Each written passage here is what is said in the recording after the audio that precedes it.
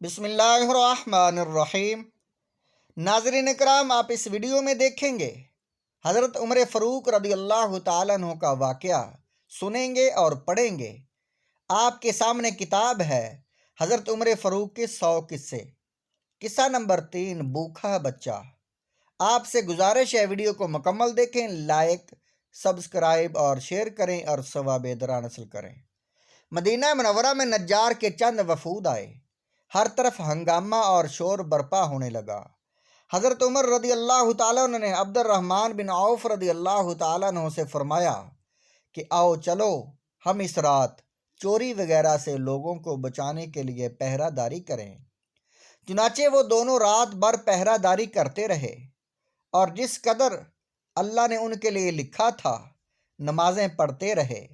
اسی دوران حضرت عمر بن خطاب رضی اللہ تعالیٰ عنہ نے کسی بچے کے رونے کی آواز سنی تو آواز کی طرف متوجہ ہوئے اور جا کر اس کی ماں سے کہا، جو اس کو چپ کرانے کی کوشش کر رہی تھی، خدا کا خوف کرو، اپنے بچے کا خیال کرو۔ یہ کہہ کر آپ واپس تشریف لے آئے۔ پھر تھوڑی دیر کے بعد بچہ کے رونے کی آواز آئی تو دوبارہ اس کی ماں کے پاس گئے اور اسی طرح اس کو سمجھا کر واپس آ گئے۔ رات کے آخری حصہ میں اس بچے کے رونے کی پھر آواز آئی تو حضرت عمر رضی اللہ تعالیٰ عنہ اس بچے کی ماں کے پاس آئے اور سختی سے کہا کہ تیرا ناس ہو، لگتا ہے تم بری ماں ہو۔ کیا بات ہے کہ تمہارا یہ بچہ ساری رات بے چین رہا؟ ماں نے پریشانی اور بھوک کے عالم میں جواب دیا کہ اے اللہ کے بندے، تو نے مجھے آج رات پریشان کیا۔ میں اصل میں اس بچہ کو دودھ چھڑانے کی مشق کروا رہی ہوں، مگر یہ انکار کرتا ہے۔ حضرت عمر رضی اللہ تعالیٰ عنہ نے حیران ہو کر پوچھا کہ ایسا کیوں کر رہی ہو؟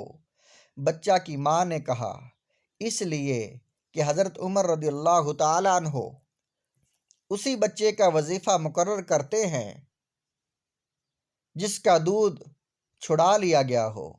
یہ سن کر حضرت عمر رضی اللہ تعالیٰ عنہ خوف سے تھرانے لگے اور اس سے پوچھا کہ اس بچہ کی کتنی عمر ہے؟ اس کی ماں نے بتایا کہ اتنے مہینے ہے۔ حضرت عمر رضی اللہ تعالیٰ عنہ نے کہا کہ ناس ہو، تو اس کا دودھ جلدی نہ چھڑا۔ یہ کہہ کر حضرت عمر رضی اللہ تعالیٰ عنہ واپس آ گئے۔ فجر کی نماز پڑھائی تو لوگوں نے آپ رضی اللہ تعالیٰ عنہ کی قرات کے دوران آہو بکا کا غلبہ محسوس کیا۔ جب سلام پھیرا تو فرمایا کہ عمر رضی اللہ تعالیٰ عنہ کے لیے تنگی ہو، مسلمانوں کے کتنے بچے مر گئے۔ اس کی حالت اسلام میں پیدا ہونے والے ہر بچے کے لیے وظیفہ کا حکم جاری فرمایا اور تمام علاقوں میں یہ فرمان نامہ لکھ کر بھیج دیا۔ قصہ نمبر 4، ایک نبینہ بوڑھی عورت۔ مدینہ کی ایک جانب ایک چھوٹا سا گھر تھا جس میں ایک نبینہ بوڑھی عورت رہتی تھی، جس کے پاس ایک ڈول، ایک بکری اور کھجور کے پتوں سے بنی چٹائی کے سوا دنیا کا کچھ سامان نہیں تھا۔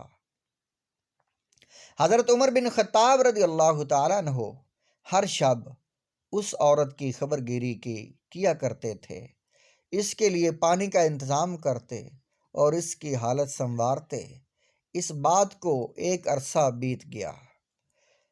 ایک دن حضرت عمر رضی اللہ تعالیٰ عنہ اس کے گھر تشریف لے گئے تو دیکھا کہ ہر چیز باسلیقہ اور ترتیب کے ساتھ رکھی ہوئی ہے۔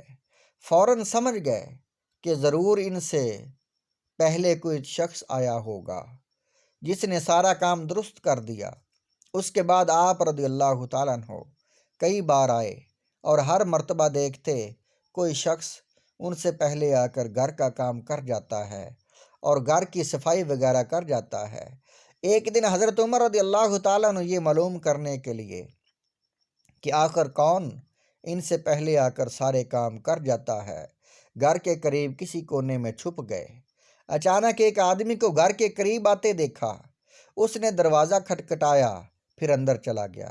وہ ابو بکر صدیق رضی اللہ تعالیٰ عنہ تھے، جو ان دنوں مسلمانوں کے خلیفہ تھے۔ حضرت عمر رضی اللہ تعالیٰ عنہ اس پوشیدہ جگہ سے باہر آئے۔ آپ رضی اللہ تعالیٰ عنہ کے لیے حقیقت امر واضح ہو گیا۔